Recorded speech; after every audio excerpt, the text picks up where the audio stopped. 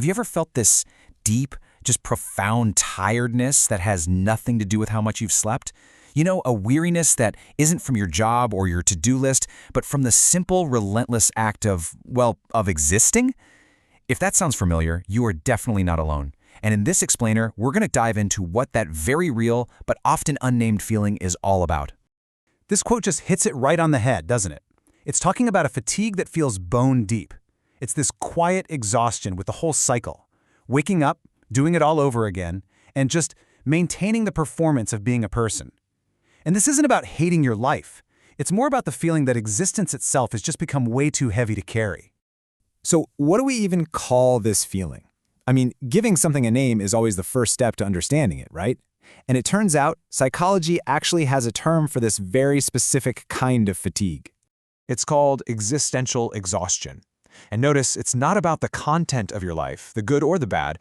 It's about the mechanics of it. You know, the constant feeding and washing and deciding and feeling, day in and day out. When you get really aware of that endless loop, that repetition can start to feel completely suffocating. Okay, so this is a really important distinction here. How is this different from, say, burnout or depression? Well, burnout is being tired of doing. You're exhausted from your tasks. Depression often involves this deep, overwhelming sadness. But existential exhaustion, that's about being tired of being. The desire isn't for relief from stress, it's for a rest from the very state of being conscious. It's a whole different level. So what does this invisible weight actually feel like from the inside? You know, how does it show up in our day-to-day experience? Let's explore that a bit.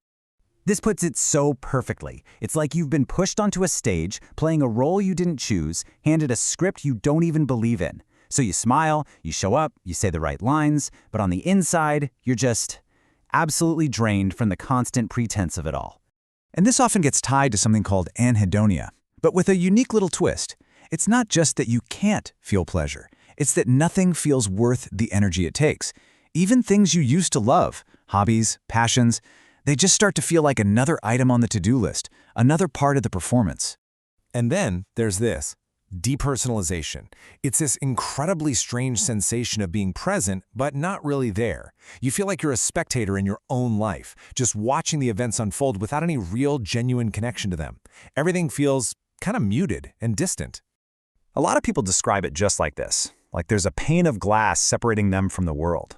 You can see life happening, right? You can see other people connecting and feeling things, but you just can't break through and feel it yourself. And the effort of trying to shatter that glass, it's just utterly draining. So, where does this profound sense of heaviness even come from? It's almost never one big thing. It's usually a slow, quiet accumulation of weight, building up over a very long time. There are a few different pathways that can lead here. It could be the buildup of tiny losses and little disappointments over years. It might be the slow, heavy weight of past trauma. Or maybe it's the burden of awareness, seeing the world's injustices and randomness just a little too clearly. And sometimes it could just be a biological shift in brain chemistry that makes the whole act of existing feel impossible.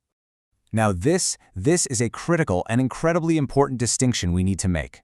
Existential exhaustion is not the same thing as being suicidal. People in this state don't necessarily want an end, what they want is rest. They want a break from the immense, crushing effort it takes to simply stay alive. Okay, so how do we move from just understanding this problem to exploring what might actually help? Well, the answer isn't more willpower or motivation or powering through. It's actually something much, much gentler. It's about permission and compassion. And this really is the crucial point. What exhausted people need more than anything else is permission. Not a fix, not a solution, but the validation and the freedom to simply be as they are, without any judgment. And this is what that permission looks like in practice. It's the permission to rest without feeling lazy or guilty. The permission to just not be okay. The permission to exist at a lower capacity for a while, to stop performing and to just be. And sometimes the most healing thing in the world is to just be seen and witnessed in your exhaustion without anyone jumping in trying to fix you. So if this explainer has resonated with you, even a little bit, I want you to really take this in. It's a simple message, but it's a powerful one. Even when you're exhausted, even when you feel empty, even when just existing feels like an impossible task, your worth is not tied to your productivity or your capacity to perform. You are enough, right now, exactly as you are. And you know, that really leaves us with a bigger question, because this isn't just an individual struggle, it's a collective one. So how can we, in our friendships, in our workplaces, in our society as a whole, how can we create more space for people to truly rest, to stop performing, and to heal from the simple yet profound exhaustion of just being?